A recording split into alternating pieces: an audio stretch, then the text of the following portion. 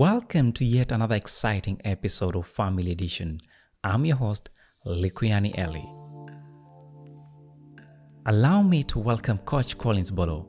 Mr. Bolo is the founder of Family Health, Life Skills and Career Development.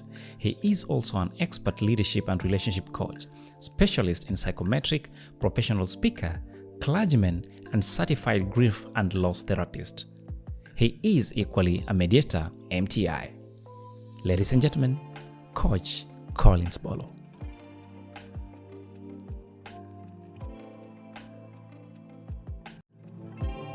Eli, crime rate.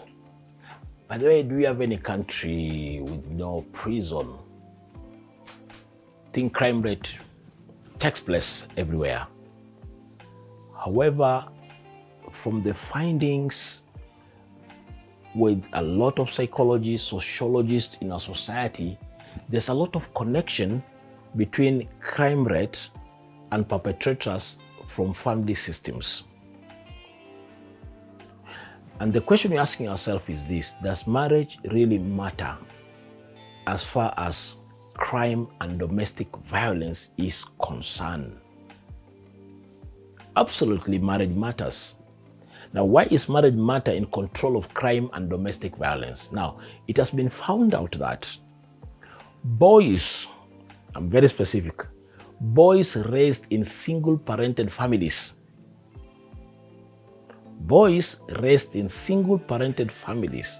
have high chances in getting to a lot of crimes in our society in comparison to boys who have been raised in a more stable, healthy family. Meaning that the parenting role of a parent towards the boy child is very key on the behavior of the child or the boy child tomorrow. Now, boy child who grows up not by his own will, finding himself growing up from a single parented home. You see, life has been designed in a way that negative cannot be positive. Negative attracts the positive, but both are so much different. Now, in the same way, when it comes to parenting, the virtue, the excellent good virtue of a mother who raises a boy child, it cannot be upgraded so that she becomes a mother and a father to the boy child. In the same way, the virtue of a father who raises his son or daughter cannot be upgraded so that he becomes the father and mother. Those are sentiments which sound good to our ears, but as far as nurturing of our children and parenting is concerned, the game is so much different, because this world is controlled and governed by principles and laws. And when it comes to parenting, one of the key principles in parenting is every child who gets born is as though he has a sponge which needs to be poured inside it with the love of the father and the love of the mother. And then the child to be intentionally parented to grow to be the best it can be, more than the parents. Now, it has been found out that a boy child who grows from a single parented family, high chances, not all the time, because we have young boys who have been raised up with a single parent and they have become the best they can be. And most of the time you realize that when they become the best they can be, there are other stakeholders who came in for the support of the boy child. In the comparison to the boy just growing with one virtue of the mom without the virtue of the father, the masculinity aspect. Now, when this boy grows up without that masculine part of him being grown and developed, there are so many dynamics of challenges which gets to this young boy while growing up towards becoming a man. History has shown that most of our boys who grow from single parented home, they're likely to engage in activity and criminal behaviors.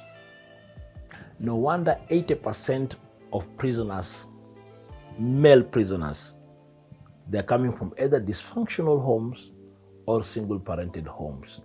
Meaning that a man, father, plays a very key role towards making the boy child to grow to become a responsible citizen in his society.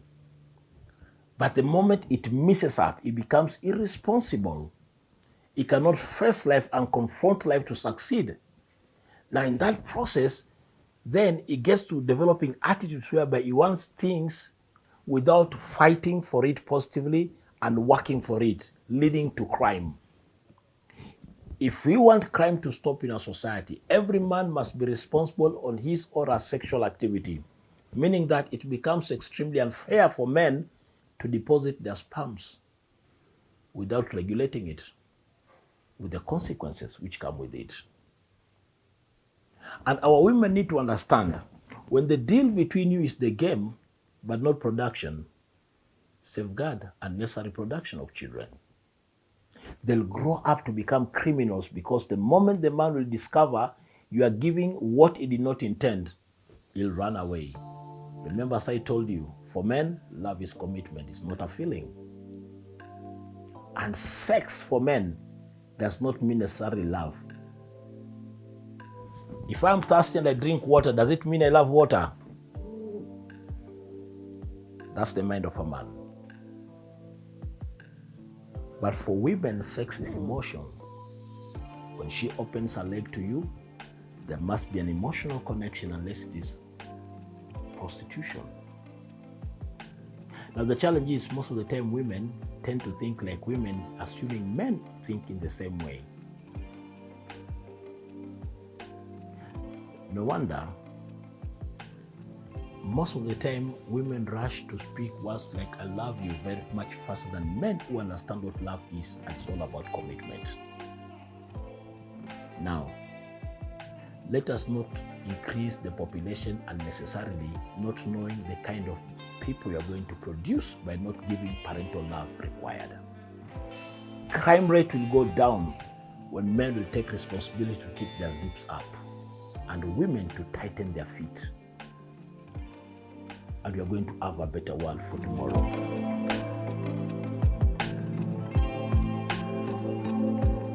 Not only that, on issues of crime and violence, also it has been found out that married men and women are significantly less likely to become perpetrators as far as or committing crime. Because most of the married men and women, they know that they have a responsibility for themselves and for raising up their children. So anything which can jeopardize them to get to become perpetrators or to get into crime, they tend to avoid as much as possible. Into comparison to a mature man or a mature lady who is undergoing crisis and he wants to have a breakthrough, and probably there's a deal which they have to do. If they're not attached to responsibilities, they can take the risk to do the crime. We want our crime levels to go down. Let us encourage people to take responsibility of building one another through a system of family structure system called marriage. That's very key and very important. Also, it has been found out that married women appear to have low risks of getting to crime. Why? Because they know that they have a responsibility in life. And if they get into crime, they're going to be detached from their children who help them to practice their motherhood. No wonder men are more in prison than our female. But in the society, women tend to be much more populated than the men. What's the difference?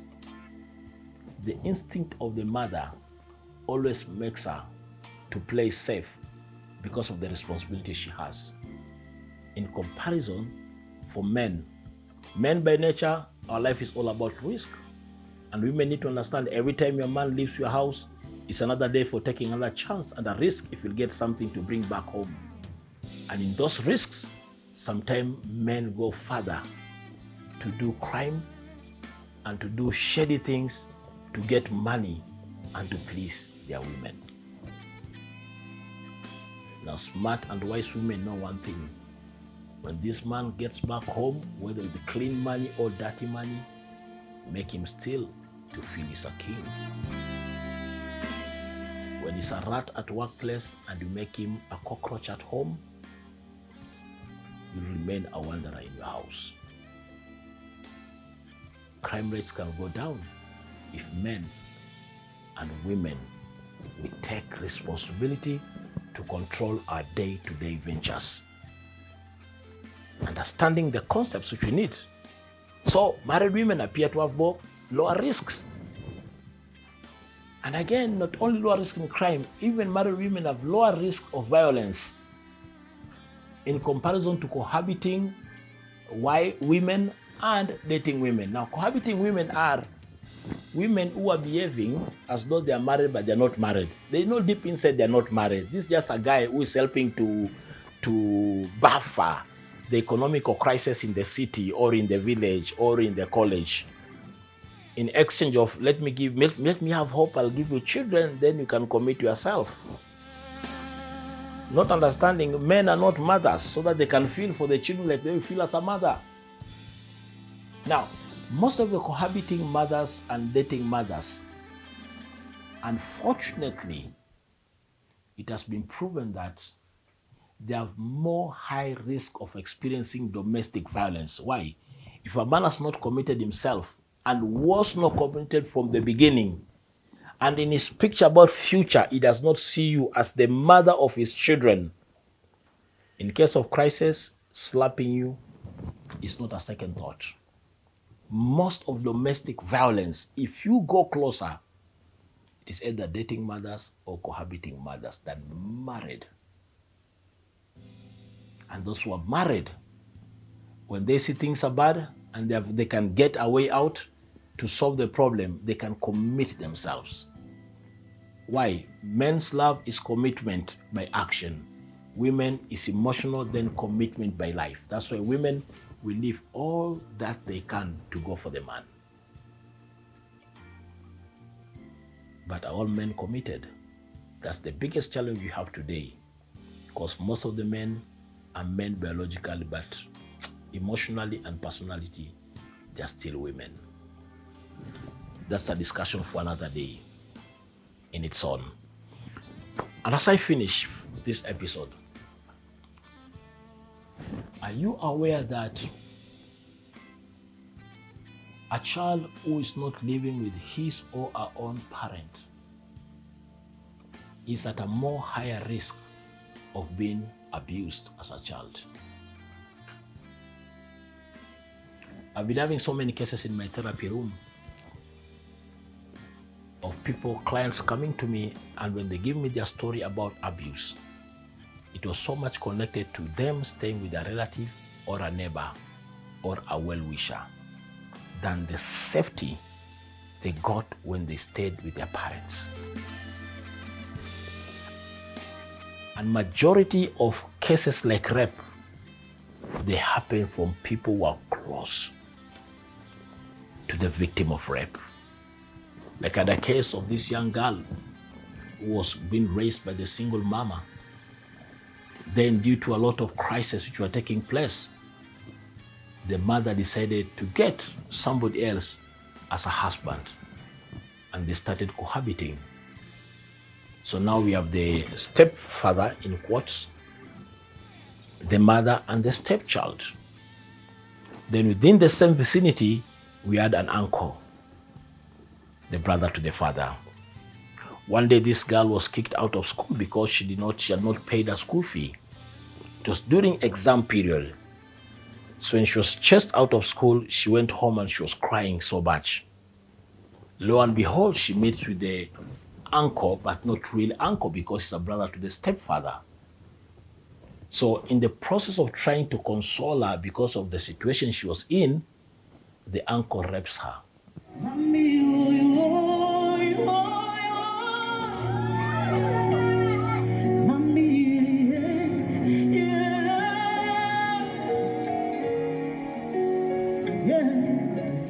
Here she is crying, feeling dirty and abused.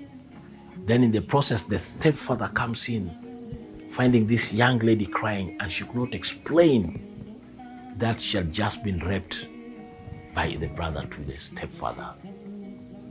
Then the stepfather also rapes her at the same time. Why? She's not a father. The guy is not a father. is there because of the mother of this child. She becomes pregnant. Is the pregnancy for the uncle or the father? Will the child call the stepfather father or the uncle? The mystery she'll die with. Marriage and family becomes the best platform to secure our children from violence, abuse, and getting to issues of crime. Then, is it appropriate to decide not to marry? If you feel like you have a gift of being single the rest of your life, first ask yourself these questions. Is it because of bitterness of being booted so many times and breaking of your emotions and your heart? If the answer is no, what are you intending to do in substitution to what marriage is all about? Then go for it.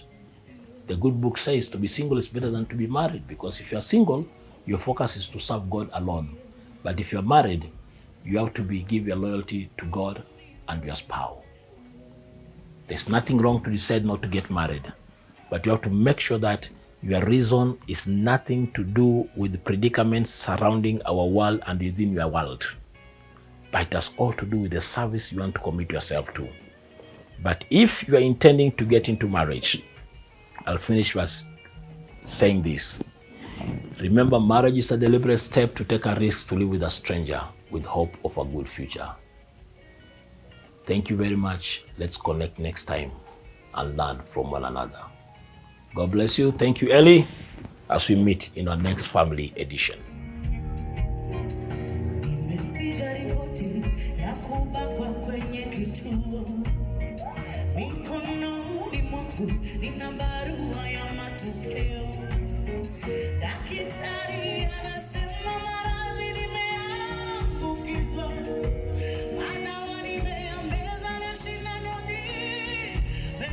We are glad that you could join us tonight.